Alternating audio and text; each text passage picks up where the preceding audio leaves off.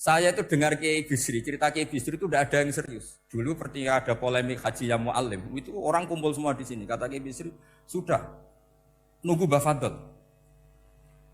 Mbah Fadl sudah di rumah. Ngiranya orang itu ya Mbah Fadl rawuh dileteh. Setelah lama Mbah Fadl tidak datang.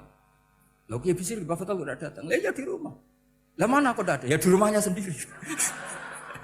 Karena beliau nggak pernah bilang di rumahnya. Orang saja yang kepikiran kalau itu rumah leteh. Itu mirip seperti guyonannya Rasulullah SAW. Nabi itu kalau guyon itu tidak pernah bohong. Makanya di tiba itu disebut wayam zahu walayakul ilahakon. Nabi itu ya guyon, tapi nggak pernah bohong. Yang bohong kan khayal kamu. Masyhur itu ada orang sepuh sowan Nabi. Di kitab saya itu perempuan, tapi di beberapa kitab lelaki. Saya tidak tahu pastinya berapa. Biasanya ahli hadis mentahmilkan taat dudul kisoten atau taat dudul wakiaten. Oke, kita bayangkan itu perempuan. Ya Rasulullah, saya ini tergesa-gesa, nanti takut kemalaman. Ini orang sepuh. Jadi jangan kamu bayangkan Nabi soalnya wong ayu nom nanti jadi hoax. Orang sepuh. Oh di sini aja, tidak usah tergesa-gesa pulang kata Rasul. Lah nanti gimana? Saya jalan kaki ya Rasulullah sampai kampung saya itu nanti malam. Kata Nabi, la ahmilan naki alab binako. Santai saja nanti tak pinjemin anaknya unta. Kata perempuan tadi, ma fa'altu bibninako. Apa yang bisa saya lakukan dengan anaknya unta? Sudah tenang saja kata Nabi. Setelah mau pulang, disiapkan unta ya unta tua, unta layak dinaikin. Ya Rasulullah ini kok unta tua? Katanya anaknya unta. Nabi dengan santai, oh masih tua ya anak unta. Jadi itu menafsirkan anaknya unta cilik itu kan pikirannya kamu kan. Sebetulnya anak unta itu ya tua pun anak unta. Maka saya itu yang termasuk bangga. Nasib saya nanti insya Allah kayak Gus Mus, kayak Gus Dur. Sampai tua dipanggil Gus. Tapi saya niatnya lebih buruk. Supaya nanti kalau saya salah pantas ngijek Gus. Tapi dalam kompetisi kadang Gus itu kalah. Itu dulu di Pondok Sarang itu kalau ke WC itu antri. Itu yang di WC didodok.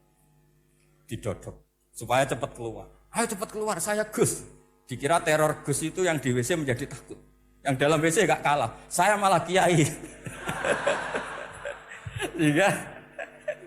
Jadi memang kacau, kalau sudah logika itu kacau. Tapi di Ihya kitab yang populer dikaji di pesantren, itu ada babnya. Qadiyat itu pengarang tentang betapa wajibnya takzim sama Rasulullah. Tapi punya bab mizahun Nabi, guyonan-guyonannya Kanjeng.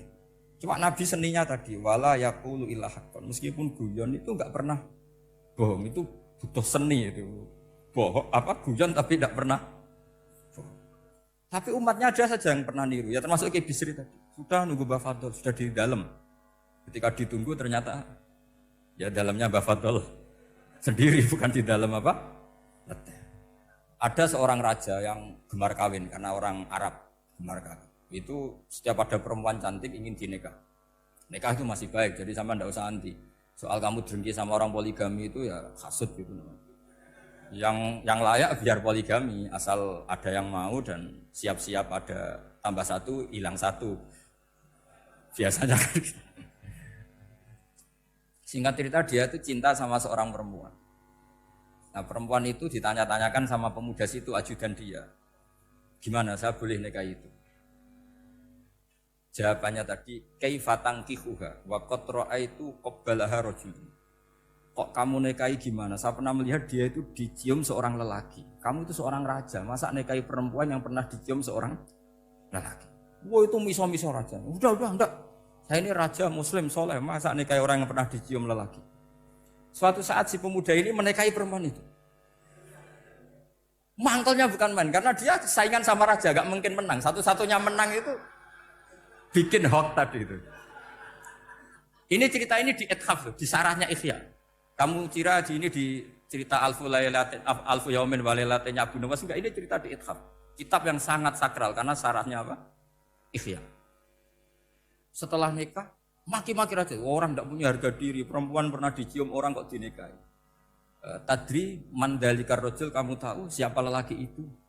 Huwa abuha, yaitu bapaknya. Oh terajan wasem, enggak ngerti kulo itu. Jadi apa kiai-kiai dulu itu rileks. Saya teruskan. Jadi cobalah Quran itu dibaca secara fasih. Kalau ingin baca fasih caranya gimana?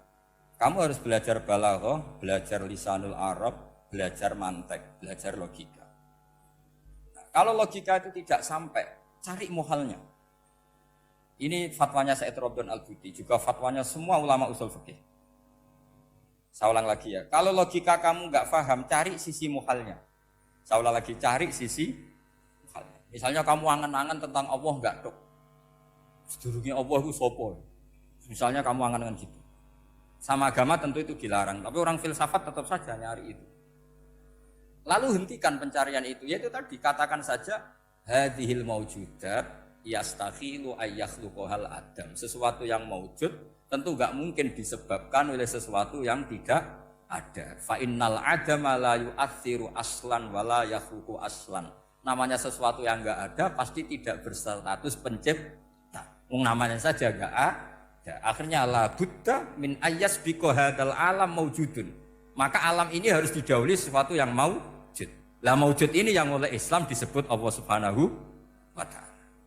Sudah selesai di sini. Tinggal delok TV, tinggal ngopi, turu sampai setannya setruk karena nunggu mau bikin was-was itu lagi.